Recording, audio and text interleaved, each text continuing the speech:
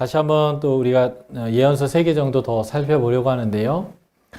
연대기로 보기 때문에 11개의 배경 하에서 또 어떤 예언서들이 선포되어졌는지 그 배경 하에서 볼 때 그 메시지의 의미가 살아나죠. 이게 연대기로 보는 성경 연구의 아주 유익인데 11개 하의 내용과 예언서 3개를 좀 연결해서 함께 살펴보도록 하겠습니다.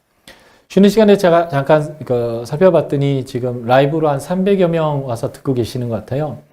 첫 강의는 한 750, 60까지 이제 라이브 들어오셨고요.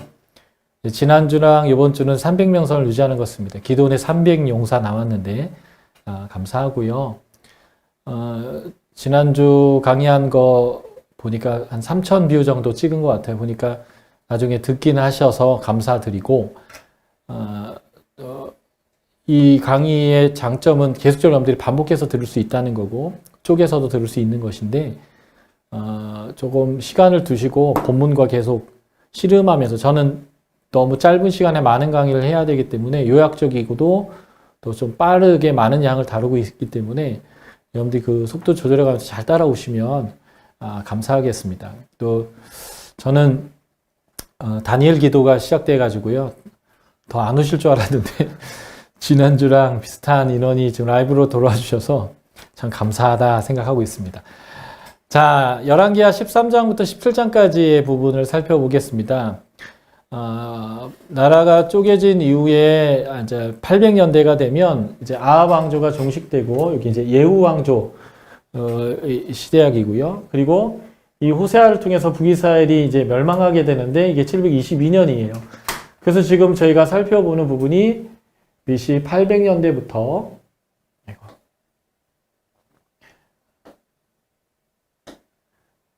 BC 800년대부터 722년까지 약 80여 년 정도의 북이스라엘의 말기의 상황들을 저희가 살펴본다라고 보시면 좋겠고요. 자, 예후 왕조가 아합 왕조를 종식시켰습니다. 너무 잘하긴 했는데 이 예후가 무엇을 했냐면 황금 송아지를 섬겼습니다. 누가 만들었어요? 이 송아지를? 여로보암 1세가 만들었습니다. 여기 이제 여로보암이 또 나오는데 그래서 여기서 2세라고 표현해놨죠. 여로보암 1세가 만들었던 이 황금 송아지를 음란하게 계속 섬기게 됩니다. 그래서 하나님이 예후에게 말씀하시는데 네가 나의 명령을 순종하여 아합 왕조를 종식시키고 이런 것들 잘했다. 그러나 우상을 숭배하기 때문에 너의 왕조가 너 이후에 4대까지만 있을 거다. 그래서 여호와스, 여로보암, 스가랴까지 여기까지가 이제 예후 왕조가 되는데요. 4대까지라고 하는 것은 너 다음 때에 아합에게겠죠. 내가 이걸 하겠다라고 하는 것보다 더 하나님의 긍휼이 커서 너희 아들들이 돌이킨다면 내가 온전히 회복하겠다라고 하는 하나님의 의지가 담겨있는 표현이라고 이해하셔야 되는데 안타깝게도 이 예후 이후에 이 모든 왕이 하나님 보시기에 악하여서 결국 망하게 됩니다. 나중에 요 스가랴 왕과 여로보암 왕이 이 세 예언서를 보는데 아주 중요한 왕이기 때문에 꼭 기억해 놓으셨으면 좋겠습니다. 하나님은 이스라엘 백성들의 불순종에도 불구하고 더 강력한 하나님의 은혜인 갑절의 영광을 받은 엘리사를 지금 이스라엘 백성이 보내셔서 국가의 대소사와 전쟁에서부터 그리고 과부와 가난한 사람들의 모든 삶까지 다 책임져 주셨어요. 그래서 먹을 게 없어서 풀을 갖다가 삶아 먹는데 독초가 들어갔을 때 그것을 해독해주는 내용까지 아주 다양하게 하나님의 은혜를 베푸셨죠. 그런데 문제는 엘리야와 엘리사가 모두 죽었을 때까지 이스라엘 백성들이 회복하지 않고 돌이키지 않았다는 것이 문제입니다. 그 결과 뭘까요? 백성들이 고통스러울 수밖에 없었다라고 하는 것입니다. 그래서 이 백성들이 고통하지만 하나님은 여전히 하나님의 은혜를 베푸시고 있는 것들을 우리가 보게 됩니다. 자, 엘리사가 그렇게 갑절의 영감을 가지고 은혜를 베풀었지만 하나님의 긍휼은 이제는 사라질 수밖에 없어요. 그가 죽었기 때문에 그렇습니다. 그가 죽는 마지막에도 보면 또 왕이 우리의 마병이요, 우리의 전차요, 막 이렇게 하니까 제 활을 갖고 와서 쳐라, 그리고 쏴라 했는데 세 번밖에 치지 않아가지고 적을 이제 세 번밖에 이기지 못하는 그런 내용까지 죽을 때까지 도와줬단 말이죠. 그런데 이들이 하나님께 온전히 돌아오지 못했다라고 하는 것입니다. 그래서 그들이 얼마나 고난을 당하고 있는지가 열왕기하 13장 20에서 23절에 나옵니다. 자, 열왕기하 13장 20절부터 제가 23절까지 읽어드릴게요. 엘리사가 죽으니 그를 장사하고 해가 바뀜에 모압 도적대들이 그 땅에 온지라. 마침 사람을 장사하는 자들이 그 도적대를 보고 그의 시체를 엘리사의 묘실에 들어던짐에 시체가 엘리사의 뼈에 닿자 곧 회생하여 일어섰더라. 여호아스의 왕의 시대에 아람 왕 하사엘이 엘리야가 기름 부어 세운 왕이죠. 아람에 하사엘이 항상 이스라엘을 학대하였으나 여호와께서 아브라함과 이삭과 야곱과 더불어 세우신 언약 때문에, 언약의 하나님이란 이름이죠, 이스라엘에게 은혜를 베푸사 그들을 불쌍히 여기시며 돌보사 멸하기를 즐겨하지 아니하시고 이때까지 자기 앞에서 쫓아내지 아니하셨더라. 아람 왕 하사엘이 죽고 그의 아들 베나닷이 대신하여 왕이 되며 여호아스의 아들 요아스가 하사엘의 아들 베나닷에서 성읍을 다시 빼앗으니 이 성읍들은 자기 부친 여호아스가 전쟁 중에 빼앗겼던 것이라. 요아스가 베나닷을 세 번 쳐서 무찌르고 이스라엘 성을 회복하였더라. 이번 세 번 쳐서 회복했던 게 뭐냐면 이게 세 번을 쳤기 때문에 그래요. 더 쳤으면 더 이겼을 것인데 말이죠. 예. 이렇게까지 하나님이 은혜를 베푸시면 하나님이 4대까지 기회를 주는 기간 안에 그 아들들, 왕들이 돌이켰어야만 하는 것입니다. 그러나 그들은 돌이킬 의사가 전혀 없었습니다. 그래서 어떤 일이 벌어졌냐면요. 열왕기하 14장을 한번 볼까요? 14장 25절부터 보겠습니다. 이스라엘 하나님 여호와께서 그의 종 가드 헤벨 아메타의 아들 선지자 요나를 통해서 하신 말씀과 같이 여로보암이 이스라엘 영토를 회복하되 하맛 어귀에서부터 아라바 바다까지 하게 해 주셨습니다. 순종하지 않고 불순종했는데요. 하나님이 다시 또 은혜를 베풀어서 부강하게 해 주셨단 말입니다. 예. 이스라엘 백성은 하나님 버리고요. 우상을 숭배하고요. 돌아오라고 하는데 여전히 우상을 숭배하고요. 끝까지 하나님을 따르지 않는데 하나님은 북이스라엘 여로보암 시대와 남유다 왕 우시야 시대 때에 다윗 시대 때에 가졌던 영토와 부에 버금가는 은혜를 주셨습니다. 그래서 26절부터 27절을 제가 다시 한번 더 읽어드리겠습니다. 열왕기하 14장 26절입니다. 이는 여호와께서 이스라엘의 고난이 심하여 매인자도 없고 노인자도 없고 이스라엘을 도울 자도 없음을 보셨고 여호와께서 또 이스라엘의 이름을 천하에서 없이 하겠다고도 아니하셨으므로 요아스의 아들 여로보암의 손으로 구원하심이었더라. 사실은 엘리야 때 피 다시 내려준 것도 은혜이지만 하나님이 제단 위에 불을 내려주신 것도 은혜였지만 엘리야 다음에 엘리사를 보내셔서 그 놀라운 은혜를 주신 것도 은혜였지만 이스라엘 백성이 끝까지 돌아오지 않았는데 하나님은 이 백성을 위하여 다시 한번 이 여로보암과 우시야 시대 때에 하나님의 은혜를 주셨다는 거죠. 이게 바로 여로보암과 우시야 시대 때의 영토예요. 이 위에서부터 이 아래 엘랏, 하시온게벨까지 이 넓은 영토를 회복시켜서 엘리야 때 다시 빚은 것처럼 하나님의 은혜를 다시 회복시키고 돌아오도록 하나님께서 말씀하셨어요. 그런데 이때에 하나님은 요나를 통하여 회복만 말씀하신 게 아니라 이스라엘의 회복만 말씀하신 게 아니라 열국도 사랑하셔서 이스라엘을 괴롭히고 있는 이 아수르도, 니느웨를 수도로 하고 있는 아수르도 회복시킬 계획을 가지고 하나님이 요나에게 예언한 것. 이게 바로 요나서입니다. 자, 요나서의 배경이죠. 하나님의 은혜로 우시야와 여로보암 2세 시대에 솔로몬 시대의 영광과 부를 회복시켜 주셨습니다. 이 과정에서 하나님은 전 세계를 쥐고 흔드셔서 역사를 바꿔놓으셨는데, 첫째는 이 아수르의 왕 아다드 니나리가 지금 북이스라엘을 괴롭히고 있는 아람 왕 베나다시요. 이 베나다시 바로 엘리야가 기름 부어 세웠던 하세알의 그 아들이죠. 이 아수르가 공격해서 이 아람을 아주 약화시켰습니다.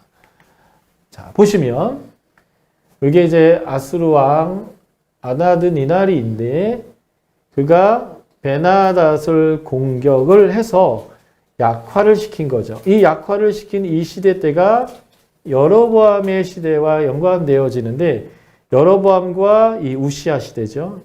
여로보암과 우시아가 이렇게 겹치는데, 이 여로보암과 우시아 시대가 왜 부강해졌는가? 하나님은 이 역사를 지금 흔들고 있기 때문에 그렇습니다. 그 아람을 공격한 아수르를 하나님 또 약화시키기 위해서 북방의 우라트족이 남쪽으로 내려오게 해서 이 아수르도 약화될 수밖에 없었습니다. 그래서 이스라엘에 대한 영향을 이 아람도 미치지 못하고 아수르도 영향을 미치지 못하게 됨을 통해서 이제 부강해지게 됐고요. 나중에 디글랏빌레셀 3세라고 한 사람, 이게 이제 열왕기에서는 또 불이라고도 표현해, 이름을, 이 사람이 나올 때까지 이 아수르는 굉장히 약해지게 됩니다.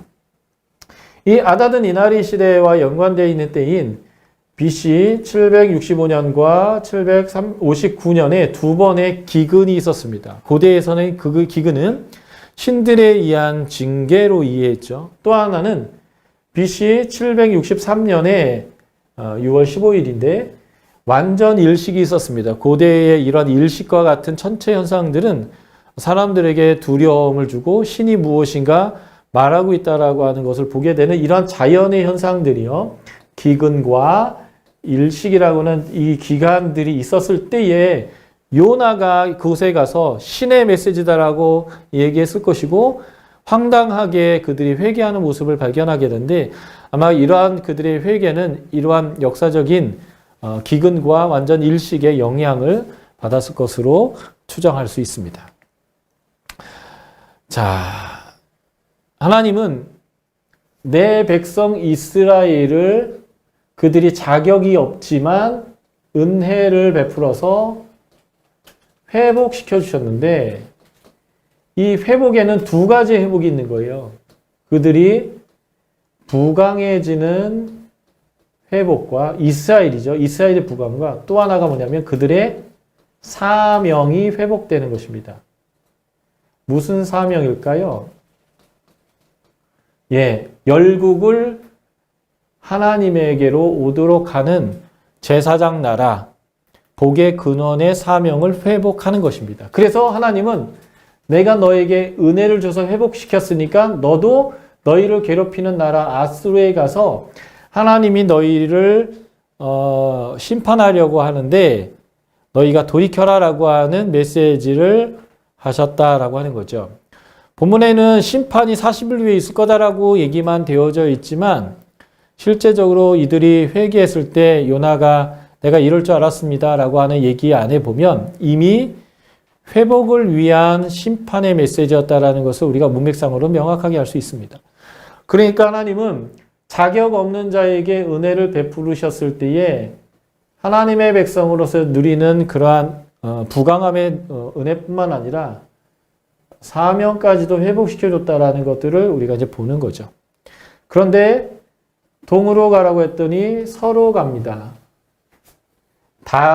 바울 시대예요. 요나가 살던 때로부터 800여 년 전 바울 때에도 이 다시스라고 하는 이 스페인의 지역은 땅끝이었습니다. 그러니까 이 당시에는 더 땅끝인 거죠. 그러니까 하나님이 가라고 하는 사명의 자리가 아니라 땅끝에 도망가서라도 그 사명을 나는 수행하기 싫다라고 하는 것들을 보여줬던 게 요나의 모습입니다. 요나 메시지는요, 앞뒤가 같은 얘기를 싸고 있습니다. 이런 걸 인클루지브 구조라고 하는데 인클루지브 구조는 맨 앞과 맨 뒤가 싸고 있는 얘기 자체가 여기서 여기까지 하나의 메시지인데 여기서 여기까지는 이런 얘기를 하고 있는 거다라는 거예요. 그래서 1장의 요나의 불순종의 얘기와 4장의 요나의 불순종의 얘기를 통해서 이 책은 하나님의 백성, 요나는 선지자인데 이 선지자가 이 하나님 나라의 백성을 대표하는 사람으로 볼 때에 하나님의 백성의 불순종에 대해서 다루고 있는 책이다라는 것을 알 수 있습니다. 그런데 이 인클루지브 안에 또 하나의 중요한 핵심 메시지가 담겨 있는데 2장은 요나가 회개했더니 하나님은 이 불순종하는 사람들을 용납하시고 구원했다라는 거예요. 3장은 하나님의 백성이 아니지만 하나님은 열국의 하나님이기 때문에 그 니느웨도 회개했더니 하나님이 그들을 구원하시더라라는 거죠. 그러니까 내 백성의 불순종 가운데서도 하나님은 내 백성과 모든 열국이 회개하고 하나님께 돌아오기를 원하신다라고 하는 것이 이 메시지의 구조를 통해서 보여주는 거예요. 회개의 바운더리 안에는 이방인들을 다 포함하는 거죠. 니느웨. 이방인들까지도 하나님은 모두 구원하시기를 원한다라는 것입니다. 자, 1장, 2장, 3장, 4장에 같은 패턴이 있어요. 하나님이 역사하셔서 심판을 쭉 언급하십니다. 그럴 때마다 반응하는데요. 두려워서 기도합니다. 이게 재밌는 것이 이방인들이 기도했어요. 하나님의 선지자인 요나는 하나님의 방향에 반대로 가는데 땅끝의 방향으로 갔고요. 하나님과 얼굴을 대면하기 싫으니까 배 가장 낮은 밑창에 갔습니다. 그리고 우리가 주로 사용하는 방어기제, 현실을 부정하려고 할 때 주로 사용하는 방어기제가 뭐냐면 현실을 부정하고 싶으면 이불을 뒤집어 쓰고 졸립지도 않고 잠이 오지도 않는데 자는 거예요. 요나는 잠을 자려고 합니다. 하나님은 너 이러면 안 되지 하고 요나를 깨웠습니다. 배를 흔들기 시작했죠. 요나는 하나님이 흔드는 거 알았지만 일어나지 않았습니다. 더 세게 흔들었죠. 배가 깨어지게 생겼습니다. 그랬더니 이방인들은 기도하기 시작하고 신을 부르기 시작합니다. 물론 여호와를 부른 건 아니지만 그들은 하나님께 그들의 신들에게 기도를 합니다. 근데 요나는 끝까지 기도하지 않아요. 그리고 끝까지 일어나지 않습니다. 내가 아프지도 않은데 오래 누워있으면 허리 아프거든요. 그래도 일어나지 않습니다. 끝까지 버티는 거예요. 그래서 사람들이 이게 누구의 죄 때문에 이런 일들이 벌어졌는가? 신이 하고 있는 일이니까 누구 때문에 이런 일이 벌어졌는가 제비를 뽑는데 기가 막히게 요나가 뽑히고요. 요나가 나는 여호와를 경외하는 사람이다라고 자기를 소개합니다. 놀랍죠? 하나님이 가라고 하는 것에 반대로 가고 하나님이 다른 일 시킬까 봐 그것을 거절하기 위해서 잠을 자고 깨워서 흔들어도 일어나지도 않았다가 결국 하나님에 의해서 끌려 나오니까 나는 하나님을 경외하는 자라고 표현합니다. 이게 이제 이스라엘의 현실이에요. 입으로는 하나님을 경외하나 삶으로는 거절하는 거죠. 요즘 우리의 기독교인들이 이 부분에 대해서 동일한 모습이 있지 않나 굉장히 경고를 들어야 하는 것이고요. 어쨌든 이방인들이 기도하고 반응할 때 결국 광풍이 멈췄습니다. 이 광풍이 멈출 때에 이 요나의 완악함이 여기에서 또 드러납니다. 자신은 여호와를 경외하는 사람인데 이 풍랑이 나 때문이다라고 본인이 분명히 알고 분명하게 사람들에게 언급합니다. 그러면 어떻게 해야 되는가? 요나는 알았어요. 내가 하나님께 회개해야 하는 것이었습니다. 그러나 요나는 뭘 결정했을까요? 내가 차라리 니느웨 가서 복음을 전하느니 이방인들을 용서하도록 하나님이 하는 것을 그 꼴을 보느니 차라리 죽어버리겠다. 나를 물에 던지라는 거죠. 그래서 요나는 차라리 죽음을 선택합니다. 그래서 바다에 던졌는데요. 하나님은 직구시기에 물고기를 준비하셨습니다. 하나님은 광풍을 준비했고 물고기를 준비했고 여기에서는 박넝쿨을 준비하십니다. 그래서 물고기가 먹었어요. 이것도 하나님의 진노죠. 거기에서 너무 고통스러우니까 2장의 그 시에 보면 그가 성전을 기억하고 성전을 바라봅니다. 성전이 어떤 곳인지 제가 솔로몬의 봉헌 기도를 통해서 설명했지만 진노가 멈추고 하나님이 긍휼히 우는 곳이죠. 성전을 향하여만 기도해도 성전을 사모하여만 기도해도 응답이 되기 때문에 하나님이 그를 응답하십니다. 그래서 그가 성전을 기억하고 회개했을 때 구원해 내주셨고 사명의 자리에 그가 자동으로 놓여져게 됐습니다. 그래서 그가 니느웨의 심판을 선언합니다. 본문은 니느웨는 3일길의 도시라고 3일을 다녀야 하는 큰 도시라고 되어 있습니다. 그런데 요나는 하루를 심판을 선포합니다. 저는 이것을 뉘앙스적으로 이렇게 설명하고 있습니다. 대충 했다는 거죠. 그래서 이렇게 했을지도 모릅니다. 그 사람들이 알아듣지도 못하는 소리로 하나님이 너희들 심판하려고 하시는데 심판을 당하든지 말든지 나는 당하고 싶고 당하게 했으면 좋겠다.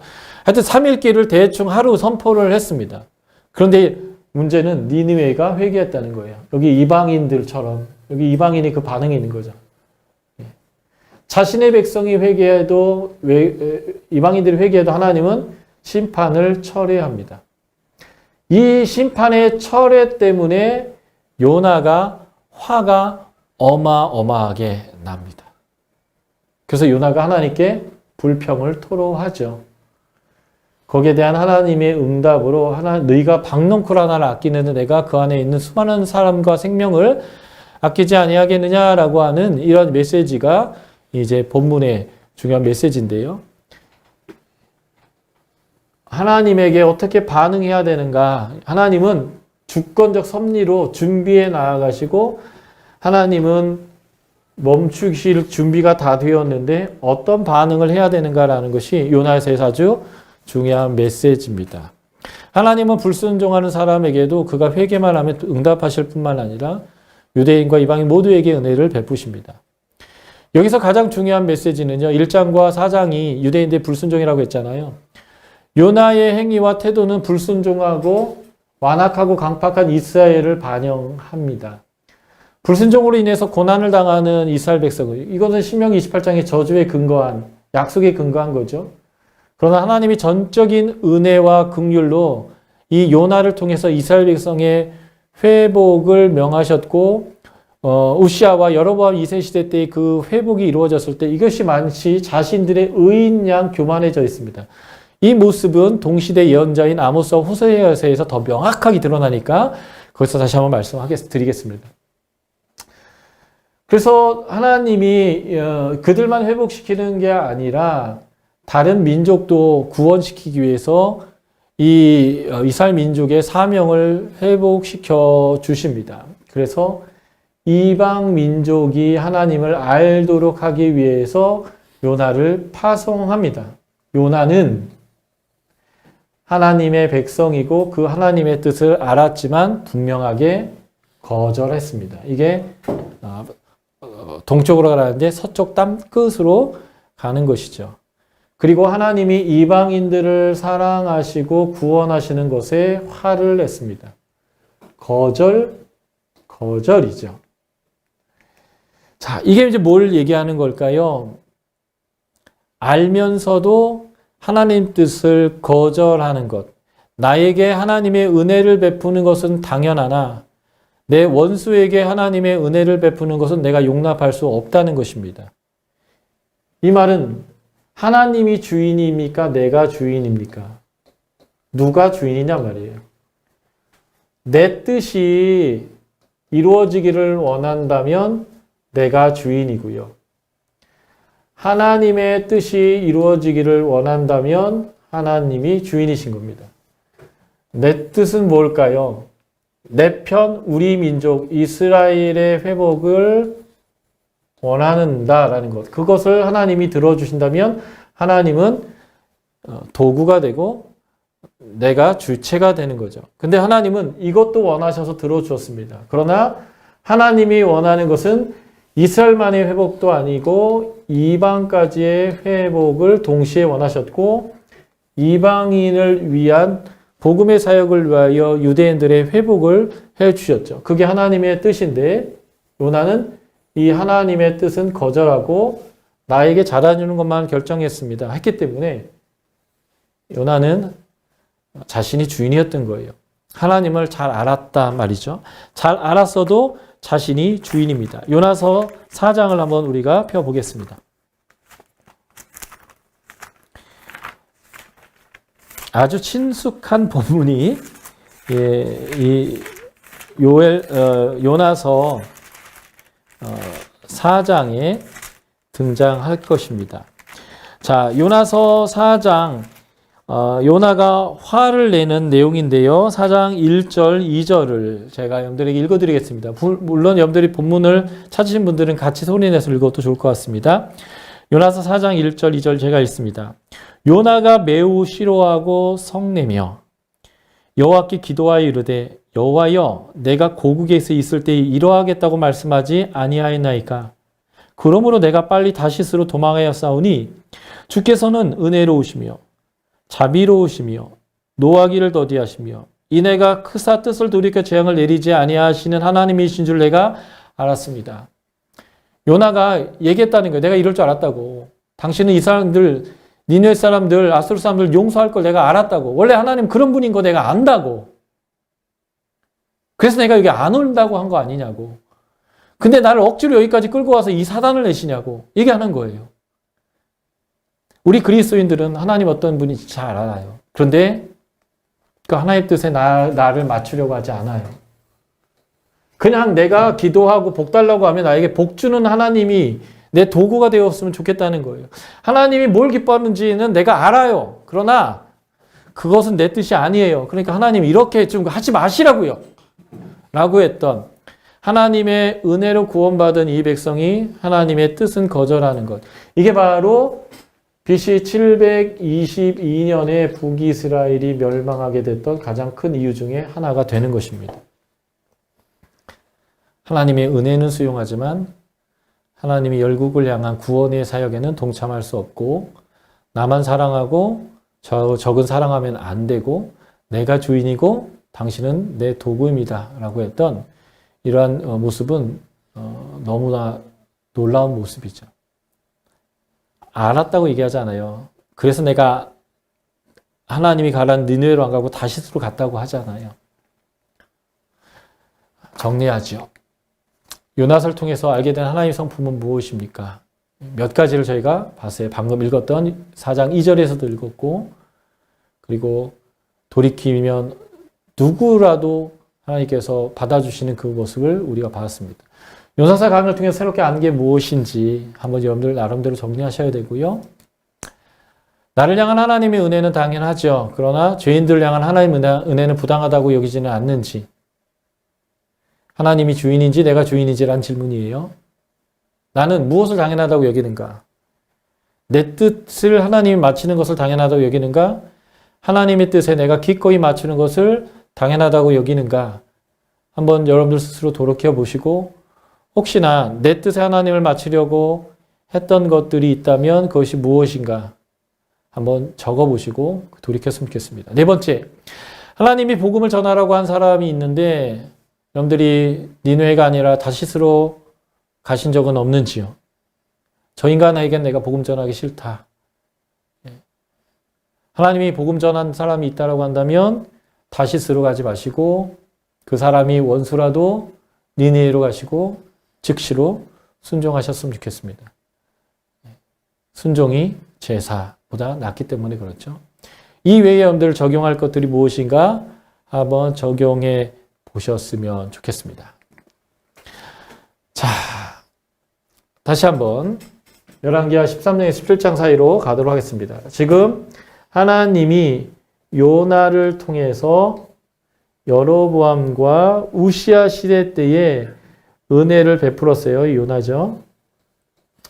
그래서 은혜를 베풀었을 때 이 백성들이 하나님 앞에서 신실했는가? 아니면 여전히 하나님 앞에서 범죄했는가예요.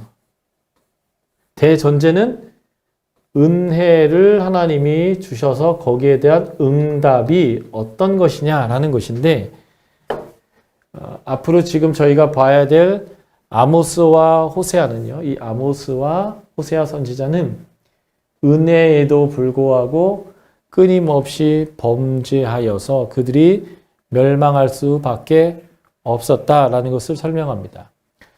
자, 요나서에서는 하나님의 사명을 거절한 것을 죄로 언급했고요.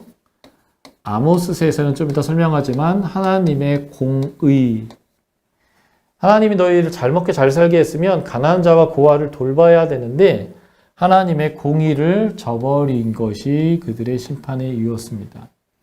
호세아서에서는 하나님이 신실한 남편으로서 간음한 여인 같은 이스라엘에게도 끝까지 사랑했음에도 불구하고 그들이 우상을 숭배해서 영적인 간음을 하게 되었습니다. 그래서 공의가 없고 하나님과의 사랑의 관계는 하지 않으며 하나님의 회복시켜줬던 사명조차도 거절한 결과가 722년의 북이스라엘의 멸망이다 라는 이제 맥락으로 제가 아모스와 호세아서를 여러분들과 함께 좀 살펴보도록 하겠습니다. 자, 엘리사의 죽음과 하나님의 백성의 고통, 아까 이제 우리가 요나서에서도 살펴봤던 그 내용이죠. 요나를 통해서 회복을 말씀하셨고 더 이상 그 사람들을 도울 사람이 없어 고통스러우니까 하나님이 그들을 회복시켜 줬는데 문제는 무엇이냐? 오히려 그들이 교만해졌다라고 하는 거예요. 그리고 더욱 타락해 갔다라고 하는 것이 큰 문제입니다. 은혜를 은혜로 여기지 못하는 것이죠. 자, 이 아모스와 호세아 시대 때의 상황들을 좀 보면요. 여로보암 2세, 하나님이 솔로몬 시대의 영광을 회복시켰을 때의 도시 구조들이 크게 바뀐 것을 볼 수 있습니다. 텔이라고 하는 이게 많아요. 테라무비 뭐 이런 것처럼. 텔이라는 것은 언덕이라는 뜻인데 이런 언덕이 낮을 때부터 여기에 도시가 형성됩니다. 그래서 8세기 도시가 10세기 도시가 형성되는데 BC 폐허가 돼요. 전쟁이 나면. 그런데 나중에 그것을 재건할 때 여기가 원래 도시가 있었던 곳인 이유는 여기가 좋은 곳이어서 또 하거든요. 그래서 거기에 또 도시가 세워집니다. 그때 한 1, 200년 있다가 또 폐허가 돼요. 전쟁 때문에. 그러면 그 위에 또 도시가 세워집니다. 그래서 이렇게 여러 층을 갖고 있는 게 텔이에요. 그래서 고고학자들은 이런 텔이라는 언덕을 이제 파헤치게 되는데 이 언덕에 보니까 10세기, BC, 9세기, 8세기 층이 쭉 있는 거죠. 그래서 그 고고학적인 증거들로 시대마다 어떤지를 봤더니 10세기의 집들은 크기들도 다 일정하고 고만고만하게 살았어요. 그런데 8세기 구조죠. BC 700년대에 여로보암 시대 때 봤더니 큰 집들이 많이 등장하는 거예요. 그래서 빈부의 격차가 많이 났다라는 것을 이 고고학 증거로도 볼 수 있는데 아모스서에 봤더니요. 지배자들이 사치 속에 있고요. 하급 계급들은 빈민들은 착취를 당하고 있는 일들이 비일비재하고요. 그래서 적은 돈 때문에 사람들이 종으로 팔려가는 일들이 비일비재했다는 거예요. 바로 아모스는 공의가 없음에 대해서 지금 심판하는 내용들인데 그런 내용들을 말해주고 있죠. 그래서 얼마나 사치했냐면 상하궁에서 양고기, 연하 소고기 먹으면서 풍악을 울리고 대접으로 기름을 마시고 몸에 기름을 바르고 호화로운 별정을 지으면서 살았습니다. 부하게 사는 게 죄라는 얘기가 아니에요. 이제 이것만이 아닌데 그러나 이 부가 어디서 왔냐면 가난한 자들의 착취로부터 부가 왔다는 거예요. 가난한 자의 머리에 있는 티끌을 탐낸다라는 표현이죠. 남의 작은 것까지도 다 걷어가는 거예요. 가난한 자의 옷을 저당 잡습니다. 율법에 의하면 가난한 사람의 옷과 맷돌은 저당 잡을 수 없어요. 그러니까 율법을 어겼다라는 표현이에요. 가난한 자를 학대했다는 뜻입니다. 작은 돈 때문에 가난한 사람들을 종 삼았습니다.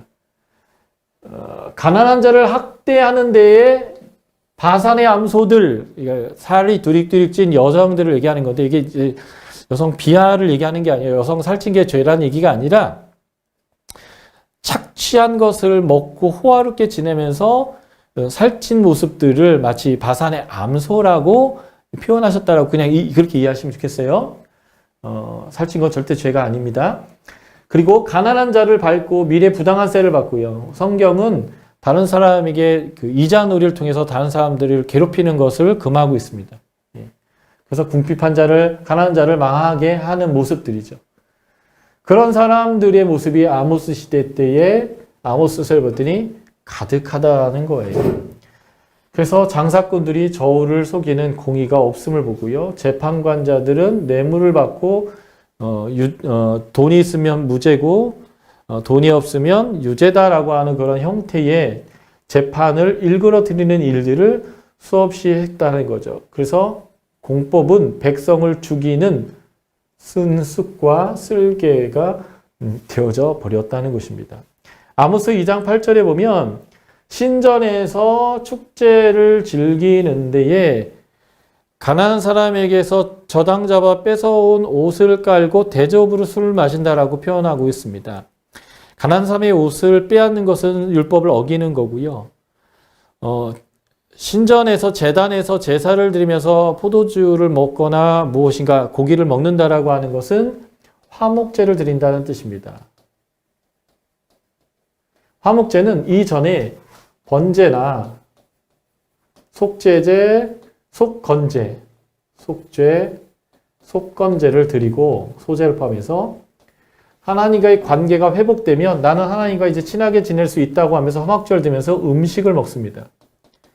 그런데 자신들은 하나님과 화목돼서 음식을 먹는다고 생각하는데 그들은 뭘 하고 있냐면 가난한 사람의 옷을 뺏어서 그것을 깔고 앉아서 그걸 하고 있다는 거예요. 다시 말해서 법을 어겨서 죄를 졌는데 제사를 통해서 나는 괜찮아, 하나님과 관계 괜찮아 스스로 생각하고 하나님은 괜찮지 않다고 하는데 스스로 하나님과 친한 척을 하고 있는 이러한 모습들을 표현해 주고 있는 것입니다. 그래서 요나, 아모스, 호세아 동시대 예언자의 북이스라엘 예언자이고요. 물론 좀 이따 보겠지만 아모스는 남유다 예언자인데 북이스라엘에서 예언 사역을 했어요. 동시대의 미가와 이사야는 같은 방금의 상황과 동일한 상황에서 남유다에서 예언 사역을 한 사람입니다. 남유다에서요. 이거는 다음 주에 저희가 살펴보기로 하고 분량상 오늘은 이 부분만 다루도록 하겠습니다. 그래서 하나님이 은혜를 주셨던 그 시대가 끝나가고 이제 디글렛-빌레셀 3세가 공격하기 시작하면서 이제 북이스라엘과 남유다를 향하여 계속 공격해오는 일들이 벌어지고 있는데 이것들에 대한 심판을 예언한 사람들이 바로 아모스와 호세아다라고 보시면 되겠습니다. 자, 아모스서를 한번 보도록 하겠습니다. 아까 제가 요엘서에서의 요엘서를 기억하는 이미지는 메뚜기라고 했다면 아모스서에서의 이미지는 울부짖는 사자입니다. 이스라엘을 향해서 사자처럼 뜯어먹으려고 부르짖는 하나님의 이 포효하는 모습이 이 아모스를 상징하는 가장 구체적인 메시지입니다. 그러니까 하나님이 이스라엘 백성의 대적이라는 거죠. 아모스서는 전체적인 메시지 중에 딱 위 마지막에 5절 빼고는 전부 다 심판에 대한 메시지를 선포하고 있는데 6장까지는 구두 선포를 통한 주 심판에 대한 메시지이고요. 7장부터 9장까지는 5개의 환상이 있어요. 둘, 셋, 넷, 5개. 물론 이 환상 중간중간에 이제 예언이 조금 들어가 있긴 하지만 크게는 이 뒷부분은 같은 메시지인데 환상을 통해서 전달하는 메시지고요. 이 앞부분은 구두로 예언 선포하는 메시지인데 특별히 1장부터 2장까지는 북이스라엘 남유다를 포함한 7개의 나라에 대한 하나님의 심판의 메시지가 들어있어서 열국을 포함한 하나님의 심판의 메시지를 담고 있어서 그냥 이렇게 한 번 더 띄웠는데 안 띄워도 상관은 없습니다. 1장부터 6장까지는 구두 선포를 통한 왜 그들이 망할 수밖에 없는지의 설명과 어떻게 그래서 그들이 심판당할 건지에 대한 처절한 심판의 내용이고요. 7장부터 9장까지는 환상을 통해서 그들의 심판받는 이유와 처절한 심판의 상태가 뭔지를 설명하고요. 딱 5절만이 회복에 대한 메시지라는 거죠. 그러니까 아모스는 철저한 심판을 보여주는 메시지입니다. 왜 그래야 되는지 한번 볼까요? 자, 아모스의 저자의 이름은 아모스인데 그의 이름 뜻은 짐을 지는 자예요. 하나님의 무거운 짐을 진 사람입니다. 그는 남쪽 사람임에도 불구하고 그들의 주적인 북에 가서 예언을 해야 됐기 때문에 그 부담감이 어마어마했을 것입니다. 그의 고향은 남유다 드고아 지역이고요. 북이스라엘에 황금 송아지가 있었던 베델의 제단에 가서 그 제단이 파괴될 것을 예언했던 사역자로 길어야 3개월 정도, 성경에 나오지 않지만 학자들의 예상은 3개월 정도가 그의 맥시멈 사역 기간이었을 거다라고 얘기합니다. 그의 직업은 전문적인 예언자가 아니라 목축업자였는데요. 그가 목자였다라고 표현할 때 노케드라는 히브리어를 쓰고 있습니다. 원래 목자라고 쓰는 히브리어는 따로 쓰여져 있는데 노케드는 구약에서 딱 2번밖에 사용되지 않은 목자라는 표현입니다. 그 2번이 하나가 열왕기하 3장 4절인데 모압 왕 메사가 양을 치는데 새끼 양 10만 마리의 털과 수양의 10만 마리의 털을 이스라엘 왕에게 바쳤다는 거예요. 그러니까 10만을 키운 게 아니라 그 중에 일부를 바쳤는데 이만큼 바쳤다는 거죠. 그러니까 사실은 이 노케드라고 있는 단어가 여기 아모스와 딱 이 모압 왕에게 사용됐는데 그 양이 어마어마한 양을 목축을 하고 있는 사람이다라는 의미 때 사용되는 단어다 보니까 아모스는 그 아주 작은 목자가 아니라 아주 좀 부유하고 많은 양들을 치고 있는 사람이지 않았을까라고 보여지고요. 그런 사람을 하나님께서 갑자기 픽업하셔서 북이스라엘 가서 단기적으로 사역하라고 했던 사역자이고 호세아와 동시대의 예언자입니다. 시대적 배경은 아까도 말씀드린 것처럼 여로보암 2세 예후 왕조는 예후 이후에 4대까지 하나님이 축복을 주시고 그 4대 후에 망하게 할 건데 이 4대 중에 3대째 왕이 여로보암이에요. 그러니까 하나님의 은혜가 끝나야 하는 쪽인데 이때까지 이들이 회복하고 하나님께 돌아오지 않았더니 하나님이 어마어마하게 복을 줘가지고 이 정도 내가 해줬는데 돌아와야 되지 않겠냐라고 보여줄 때에 이 여로보암 2세가 이제 오히려 이 최고의 번성기에 하나님의 은혜를 더 주었을 때에 더 사회적인 불의와 죄악을 가득하게 했다라고 하는 게 이 배경이 되는 거죠. 그래서 하나님의 처절한 심판을 얘기합니다. 아모스서는 136절 중에 딱 131절, 96%가 심판의 메시지다. 그러니까 전적으로 심판을 얘기하는 건데요. 여기서 하나님이 자신을 표현할 때에 목동으로 표현했습니다. 아모스서 한번 잠깐 펴주시겠습니까? 자, 아모스서 3장 12절인데요. 9절 이거 한번 읽어볼게요. 이 1절과 3장 4절과 8절은 하나님이 사자와 같은 이미지라는 것을 설명하고 있고요. 12절도 마찬가지의 의미인데 여기에 아주 중요한 메시지가 이 12절에 담겨 있습니다. 아모스 3장 12절 제가 읽겠습니다. 좀 같이 읽어주세요. 12절 읽겠습니다. 여호와께서 이와 같이 말씀하시되 목자가 사자 입에서 양의 두 다리나 귀 조각을 건져낸 것 같이 사마리아에서 침상 모서리에나 걸상의 방석에 앉은 이스라엘 자손도 건져냄을 입으리라. 자, 건져냄을 입으리라는 말이 구원일까요? 심판일까요? 건져냄을 얻으리라. 건져내는 건 구원이죠. 그런데 보십시오. 사자 입에 이미 다 들어가서 사자가 다 뜯어 먹었는데 그 입 속에서 귀 조각이나 다리 조각을 건진대요. 이거는 심판입니까? 구원입니까? 예, 심판의 이미지를 담고 있는 거죠. 그래서 아모스는 이스라엘의 하나님의 심판에 놓여 있는 것이 이스라엘의 책임이라고 표현하는데, 자, 출애굽기 22장 10에서 13절, 그리고 그거와 비슷한 내용이 이 다윗의 얘기에서 등장하는데, 이게 이제 목동법이라는 것입니다. 목동은 약자예요. 특별히 남의 양을 치는 사람이요. 돈이 없으니까, 먹고 살 수 없으니까 남의 양을 치는 사람이죠. 이 약자들이 양을 치는데, 이 사자나 곰이나 또는 이리와 늑대가 이 싹군인 목자가 양을 치고 있을 때에 양들을 아주 넓은 곳에 이렇게 풀어놓고 키우고 있는데, 이 양들을 잡아먹으려고 할 때 목동에게 멀리서부터 야, 내가 잡아먹을 테니까 마을 태워 막아봐 하고 경고를 한 다음에 와서 잡아먹는 게 아니거든요. 목동이 양들을 지켜보고 있는데 저 끝에서부터 양들이 매 하면서 막 도망가는 거예요. 그러면 아, 뭐가 왔구나. 근데 사실은 사람 달리기가 빠를까요? 이러한 사자와 같은 동물의 달리기가 빠를까요? 거의 대부분 양들이 한쪽으로 쏠리고 도망갈 때는 이미 늦었어요. 그러다 보니까 양들이 많이 죽임을 당하게 됩니다. 이럴 때 목동은 어떻게 해야 될까요? 목동은 최선을 다해야 됩니다. 그래서 최선을 어떻게 다하냐면 우리 집 개도 가끔 먹는 거 건들면 물 수 있어서 우리 지혜로운 말 중에 개도 밥 먹을 때는 안 건진단 말이 있잖아요.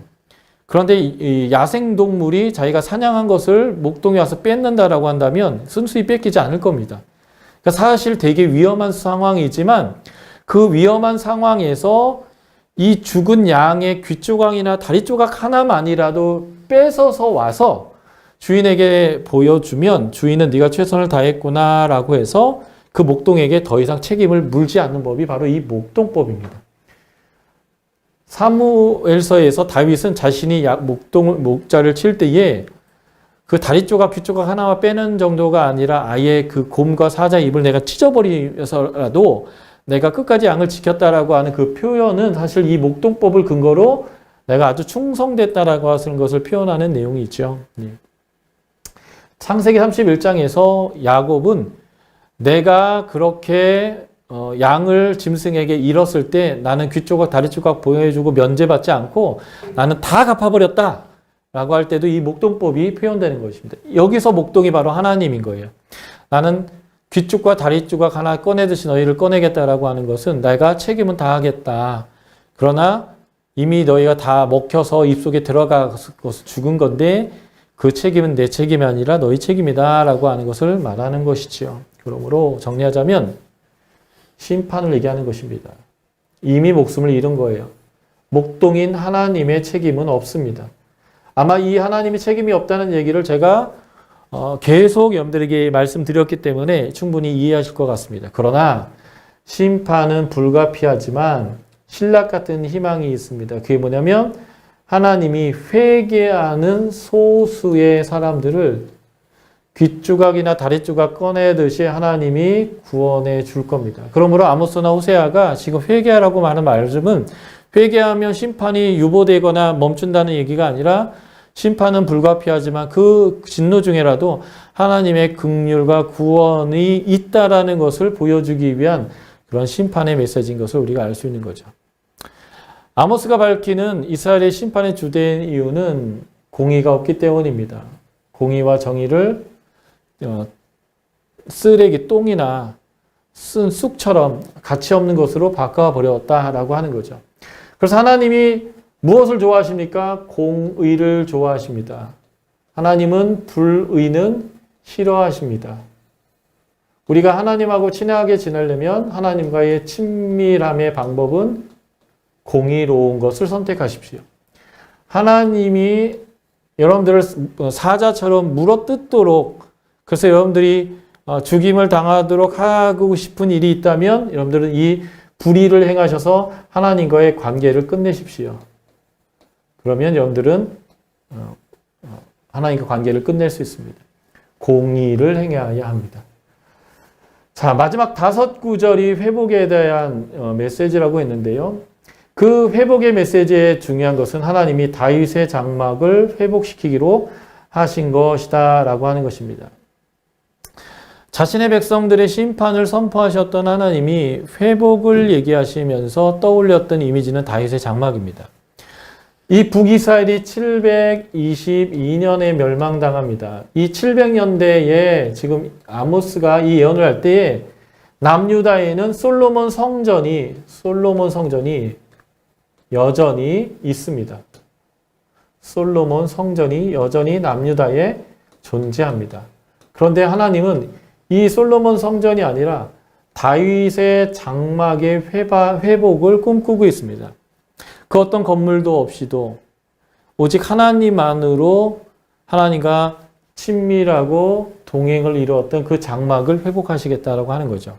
그런데 재밌는 것은 이 다윗의 장막의 회복이 무엇인지를 사도행전 15장 예루살렘 공의회, 예루살렘 공의회에서 야고보서를 기록한 야곱이 이 다윗의 장막의 회복이 무엇인지를 해석했는데, 그것이 뭐냐면 이방인들이 하나님에게로 돌아와 예배하는 것, 이것이 다윗의 장막의 회복이라고 얘기하는 거죠. 다시 말해서 하나님은 심판하지만 그 심판을 통해서 회복을 하실 때 그 회복의 메시지 안에는 모든 열국까지 다 하나님의 백성으로 돌아와서 하나님을 예배하는 그 회복을 하나님께서 꿈꾸셨다. 그것이 바로 다윗의 장막의 회복이다라는 것입니다. 자, 정리해 볼까요?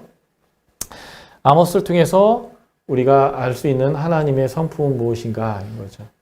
하나님은 공의의 하나님이십니다. 공의를 사랑하세요. 아모스 강을 통해 새롭게 안 것들이 무엇일까요? 목동포 같은 것도 새로 아셨을 것이고요. 아모스서에서 회복의 메시지는 5절밖에 없다. 이런 것도 아셨고요. 많은 것도 아셨겠죠.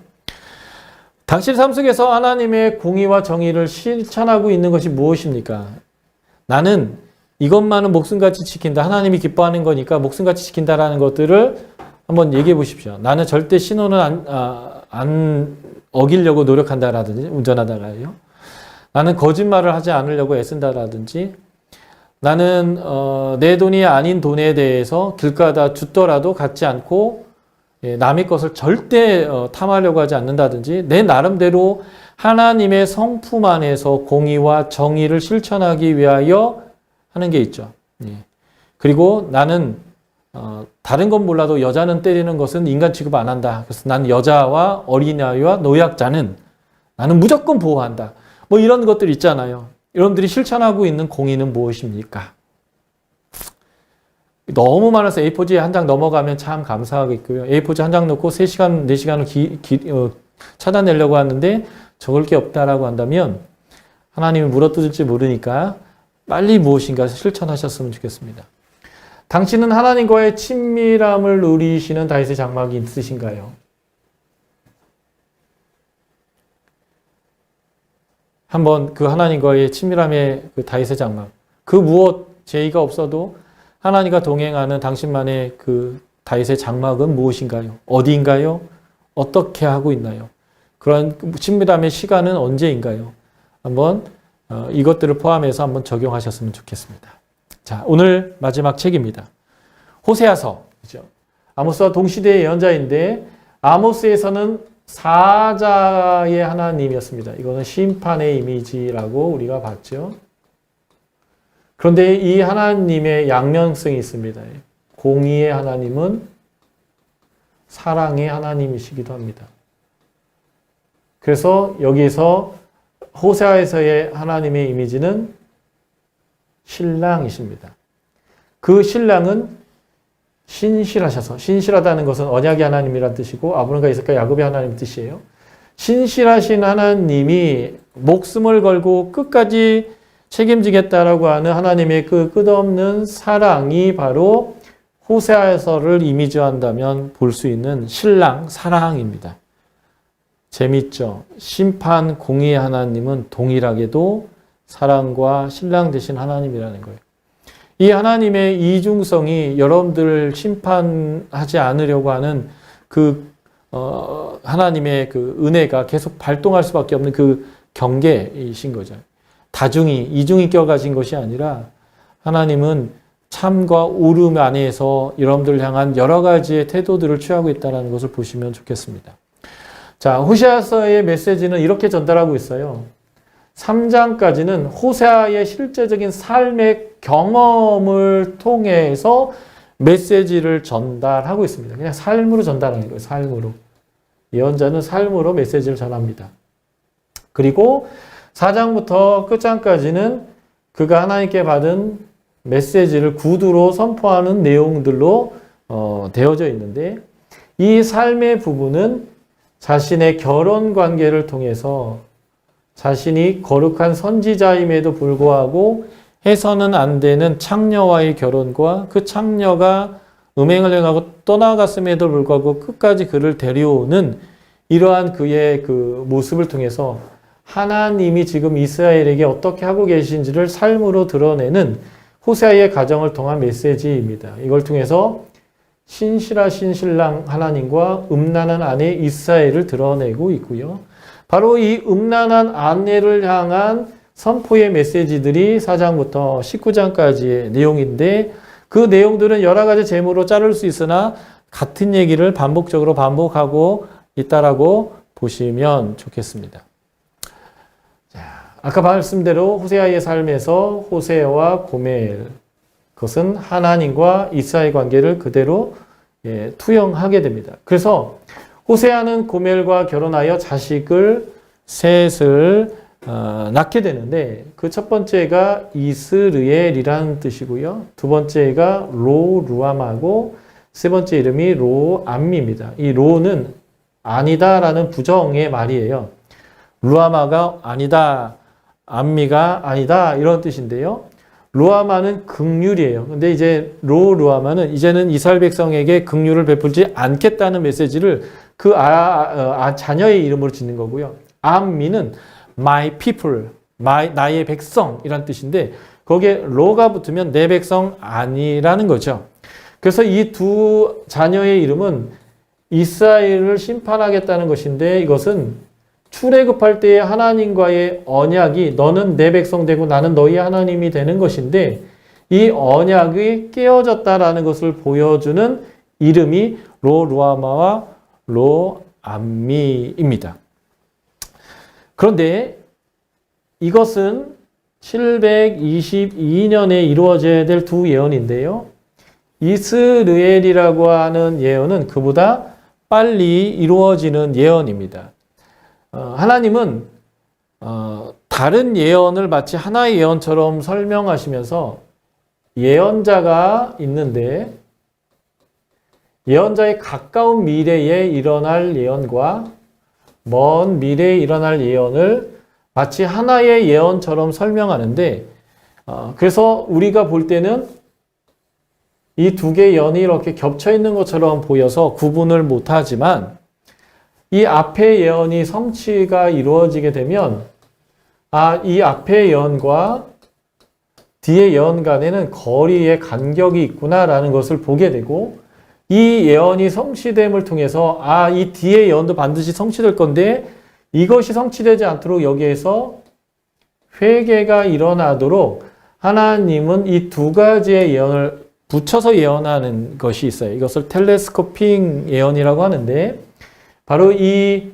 이스라엘이라고 하는 것이 바로 예후 왕조 4대 만에 이 예후 왕조가 종식될 거라고 하는데 그 스가랴 4대째 왕 때에 성취되는 내용이 바로 이 내용입니다. 자, 이스라엘이라는 곳은 어디냐면요. 여기 이제 갈멜산이에요. 그리고 여기에 갈릴리 바다가 있죠. 그리고 여기가 다볼산이라고 하는 산이 있고 여기 이제 무기또라는 요새가 있는데 여기가 산지고요. 또 여기가 이렇게 산지입니다. 이 다볼산이 예수님 승천산이 아니라 변화산이라고 지금 변화산이요. 그래서 여기 다볼산 가면 예수님 변화 기념 교회가 있어요. 요 사이에 여기에 계곡이 있는데 여기가 바로 이스르엘 계곡입니다. 여기가 아주 피옥한 평원이에요. 그래서 이렇게 피옥한 땅들이 가득한데요. 이 비옥한 땅에 나봇의 포도원이 있었습니다. 이 나봇의 포도원을 아합이 뺏어서 하나님이 예후를 통해서 그 아합을 종식시켰는데 그 아합을 피를 거기에 흘리게 했던 예후의 집에 하나님이 똑같이 갚아서 하나님이 이 예왕제를 종식시키겠다는 예언이 바로 이 이스라엘이라는 예언이에요. 그래서 예후의 네 번째 4대 손인 스가랴 때 이 예언이 성취됩니다. 이 앞에 예언이 성취된 거예요. 그렇기 때문에 이 호세아가 예언한 나머지도 하나님으로부터 온 참 예언이다라는 것을 보게 되는 거죠. 신명기 18장에 참 예언자를 구분하는 방법이 나오는데 그 예언자의 예언이 성취된 증언이 있다면 그가 한 나머지 예언도 성취될 것이고 그는 참 예언자다 라는 것인데 바로 이렇게 해서 앞에 이루어질 예언과 후에 이루어질 예언을 통해서 내가 예후 왕조를 종식시킬 거다.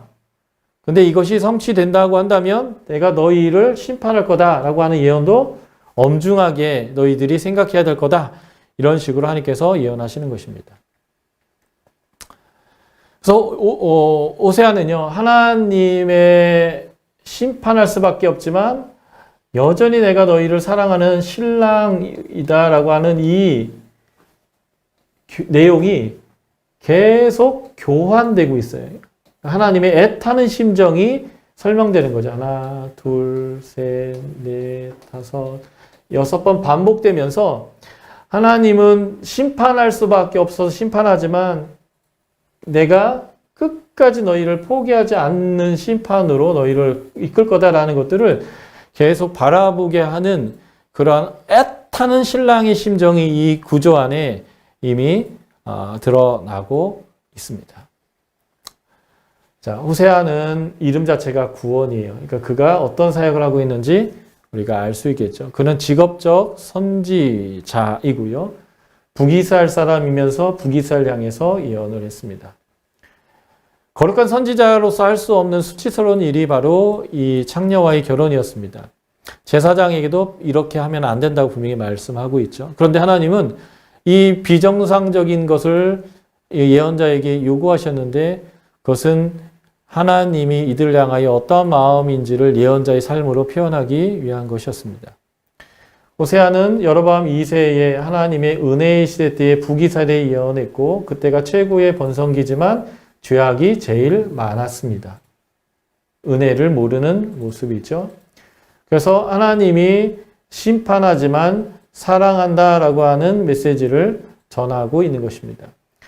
호세의 예언은 아모스처럼 북이스라엘이 멸망에 대한 것입니다. 그러나 아모스와 차이가 있다면 그럼에도 불구하고 하나님은 이스라엘을 사랑하고 영원히 그들이 남편이 되겠다 하는 영원한 그 사랑의 프로포즈가 있는 그런 메시지라는 거예요. 그러니까 이제 하나님의 심판을 오해하지 말라 이겁니다. 아모스는 너희 책임이다. 나는 목동으로서 책임을 다했다라고 표현하지만 이 호세아에서는 그래도 나는 너희를 사랑한다. 너희 책임이라는 아모스의 메시지. 그러나 하나님은 여전히 사랑하고 포기하지 않는다. 포기는 없다. 라고 하는 이 메시지를 통해서 하나님의 그 마음을 전하고 있다라고 하는 거죠. 그것은 창녀로 나간 여인을 다시 돈 주고 사오는 이 호세아의 삶을 통해서 보여줍니다. 여기서 호세아서에서는 심판을 통과한 후에 구원에 대한 메시지를 담고 있습니다. 다시 말해서 심판의 목적은 회개에 있다라고 하는 것을 보여주는 것이죠.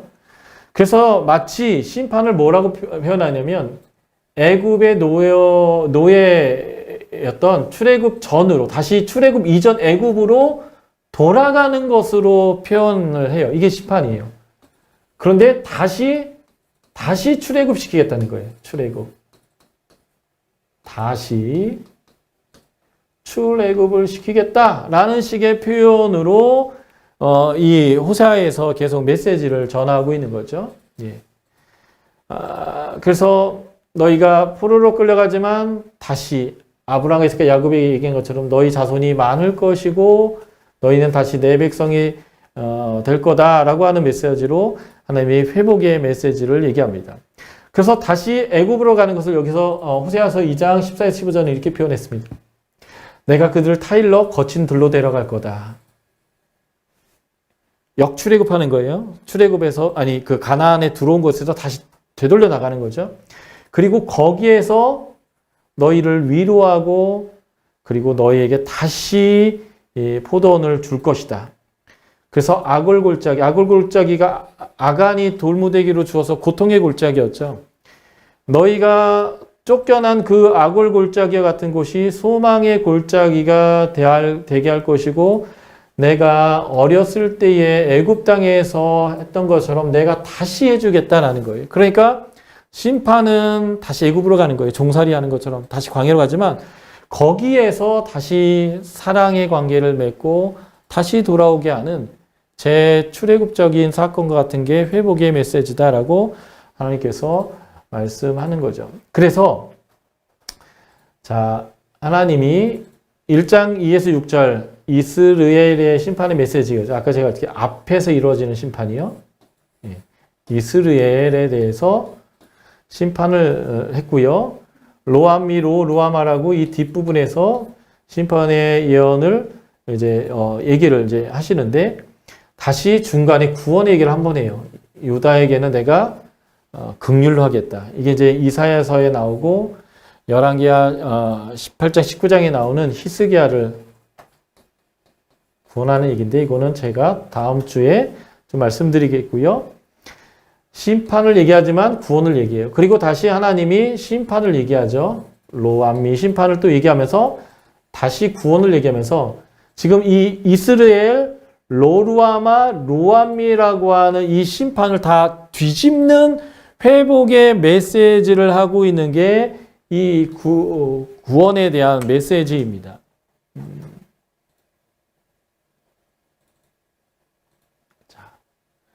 자, 이 구원의 메시지를 보면요. 이스라엘에 대한 심판이 회복되면서 이스라엘의 날이 클 거다라고 하나님께서 말씀하고 있습니다. 이스라엘이라고 하는 말이 무슨 말이냐면, 계곡의 이름이기지 않으면 엘이 하나님이잖아요. 엘. 그래서 이스라엘 하면 하나님이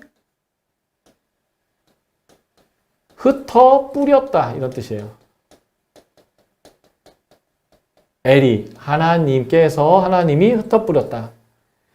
그러니까 하나님이 전 세계로 쫓아내버린 거예요. 벌로 전 세계로 흩어버린 거죠. 이게 벌이었다면 이 이스라엘 날이 클 거다라는 게 회복의 메시지로 다시 나온단 말이에요. 이 말이 무슨 말이냐면 하나님이 심판으로 전 세계에 흩었지만 하나님은 이거를 통해서 하나님의 구원의 사역을 이루길 것이고 이 백성을 선교사로 삼는 거예요. 전 세계에 복음을 전하는 사람으로 강제로 흩어서 하나님의 사명을 이룬 자로 흩었다는 것입니다. 이게 언제 어떻게 성취되냐면요. 바울과 바나바 그리고 베드로를 포함한 12사도가 복음을 전할 때 가장 복음을 전하는 데 중요하게 역할을 했던 장소가 뭐냐면 전 세계에 있었던 회당입니다. 회당. 하나님이 전 세계에 흩어뿌린 이 회당을 통하여 초대교회의 복음 전파가 가장 강력하게 일어났습니다. 하나님은 심판으로 흩었지만 이 흩어뿌림의 일이 크게 되어서 전 세계의 이방인들을 구원하고 하나님의 나라를 확장하는 일에 이 심판을 사용하시고 이들의 사명을 계속되게 하셨다 이런 의미고요. 그리고 암미, 로가 빠졌어요. 그리고 루하마, 내 백성이 되고 긍휼을 받을 거다라고 얘기했단 말이죠. 이제는 하나님이 심판하지만 심판은 내 백성이 되고자 하는 것이고 그리고 내 긍휼을 잊게 하는 것인데 이것이 이제 로마서에서 인용되면서 내 백성 아닌 곳에서 내 백성이 되고 긍휼이 없는 자가 긍휼이 되었다라고 하는 표현을 바울은 어디로 연결시켰냐면 이방인을 향한 하나님의 구원 계획이었다라고 이 호세아서를 인용해 옵니다. 요 이스라엘 날이 클 거다라는 내용과 암미와 로루아마라는 내용 자체가 다 뭐예요? 이스라엘만 회복하는 게 아니라 모든 나라와 모든 민족이 하나님의 백성이 될 수 있는 그 일로 확장되는 심판이 될 것이다 라고 하는 놀라운 얘기죠. 제가 아모스서의 마지막 회복의 내용도 다윗의 장막 자체가 이방인들이 그러니까 모든 인류가 하나님의 백성이 되게 하는 하나님의 심판이라고 했는데 지금 이 부분도 동일한 메시지다라고 여러분들이 이해하시면 되겠습니다. 그러니까 하나님은 이스라엘을 향한 사랑과 구원뿐만 아니라 온 인류를 구원하려고 했던 하나님의 구원 계획을 포기하신 적이 한 번도 없습니다. 그 결과가 지금 이 동쪽 끝에 살고 있는 우리 한민족까지도 하나님의 백성이 되고 영광스럽게 이 20세기, 21세기에 전 세계에 가장 많은 선교사를 보내는 나라가 되어지는 두 번째로 많다고 하죠. 아직도 통계가 그런지 모르겠지만 그런 놀라운 영광된 삶이 우리에게 주어진 이유는 바로 이런 하나님의 포기하지 않는 사랑에 근거한 거다라고 보시면 되겠습니다. 자, 정리하고 마칠까요? 호세아서를 적용해 보겠습니다. 호세아를 통해서 알게 된 하나님의 성품은 무엇입니까? 신랑 대신 신실하신 하나님. 호세아 강을 통해서 새롭게 안 것들이 무엇인지 한번 나눠주시고요. 하나님께 회개하고 용서받은 경험이 있으신가요? 고멜처럼 용서받았는데 다시 간음하고 또 나갔는지. 어쨌든 우리에게 그 용서받은 경험이 있을 터인데 하나님의 사랑과 용서가 어떻게 나의 삶에 임했었는지 그 은혜가 얼마나 컸는지 한번 나누셨으면 좋겠습니다. 이 외에 우리의 각자의 삶에 이 호세아를 통해서 적용하시고 있는 일이 무엇인지 하나님이 나를 심판하시는 것 같은 고통의 자리에 놓아놨지만 상처받은 치유자로 하나님의 복음을 전하도록 하나님이 그 자리에 나를 다시 갖다 놓았던 경험들이 있는지 여러분들이 한번 적용해 보시고 그 외의 것들 각자 한번 적용해 보시면 좋겠습니다. 자, 이것으로 5주차 강의 마치겠고요. 늦은 밤까지 감사드리고 놀라우신 하나님의 사랑에 깊이 젖어보시는 그런 여러분들 됐으면 좋겠습니다.